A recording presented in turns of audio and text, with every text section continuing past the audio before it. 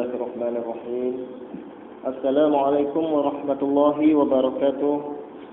الحمد لله رب العالمين، والصلاة والسلام على أشرف الأنبياء والمرسلين وعلى آله وصحبه أجمعين. أشهد أن لا إله إلا الله وحده لا شريك له، وأشهد أن محمدا عبده ورسوله. رب اشرح لي صدري ويسر لي أمري واحلل عقدة من لساني يفقهوا قولي.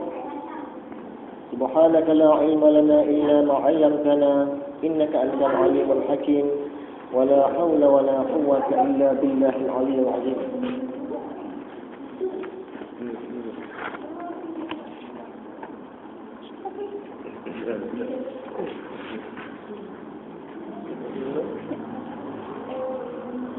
Alhamdulillah, bersyukur kita kepada Allah Subhanahu wa taala kerana dengan limpah kurnia dan pilihannya, maka pada malam ini kita dapat bersama-sama lagi berada di dalam kuliah 40 hadis peristiwa akhir zaman.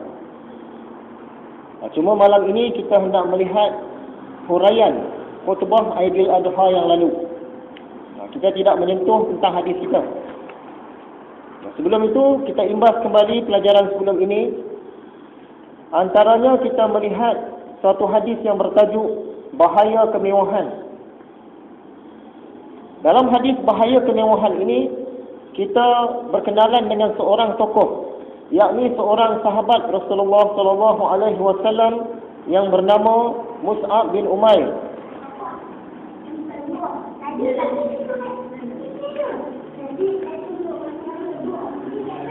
Jadi kisah Mus'ab bin Umair ini kita pun dah tengok dah sepintas lalu. Asalnya Mus'ab ini satu orang pemuda yang begitu berjaya sekali pada zaman jahiliahnya di Mekah. Semasa dia di Mekah, sebelum dia memeluk agama Islam, dia begitu dimanjakan oleh keluarganya, yang kebetulan keluarganya ini adalah daripada orang yang berada. Jadi Mus'ab ini dia dapat memakai pakaian yang mahal-mahal dan makan yang sedap-sedap.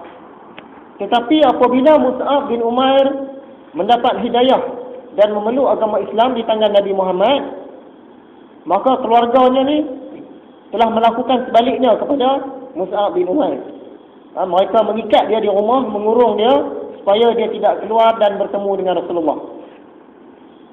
Namun begitu Mus'ab berjaya melepaskan dirinya.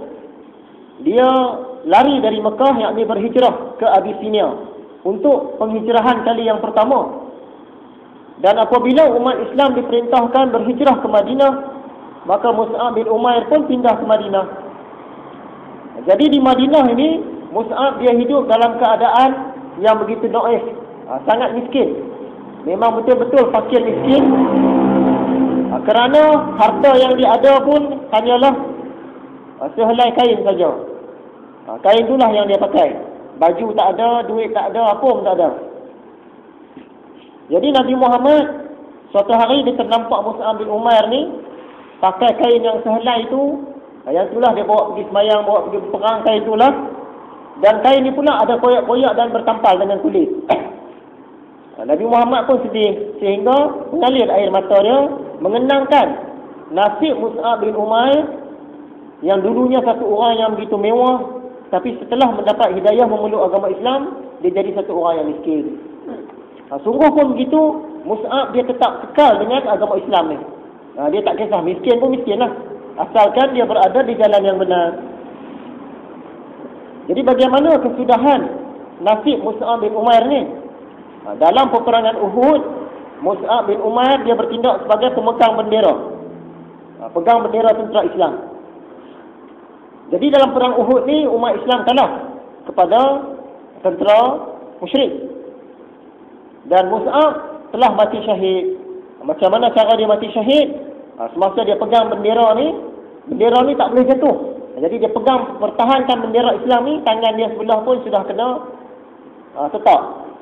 Jadi dia pegang dengan tangan sebelah lagi. Tangan sebelah lagi pun kena tetap juga. Jadi kaki-baki tangan dia tu dia peluk dekat dada dia, pegang bendera tu supaya bendera tak jatuh. Dan Mus'ab ni dia tak berundur. Dia bertahan di situ lah. Dan akhirnya datang satu anak panah daripada pihak musuh kena dekat dia, di dada dia. Ya. Jadi Mus'ab pun mati syahid. Yang sedihnya, semasa para sahabat nak tutup mayat Mus'ab ni tak cukup kain. Sebab kain dia sehelai tu je, yang dia pakai tu je. Dan kain tu pula pendek. Kain tu pula pendek. Nak tutup jenazah dia tu tak cukup. Kalau tutup bahagian kepala, kaki dia terbuka. Kalau tutup bahagian kaki, kepala dia terbuka. Begitulah. Ya, sedih nasib Mus'ab bin Umair ni. Jadi akhirnya Nabi Muhammad suruh para sahabat tutuplah bahagian kepala. Yang bahagian kaki ni tutup dengan daun-daun.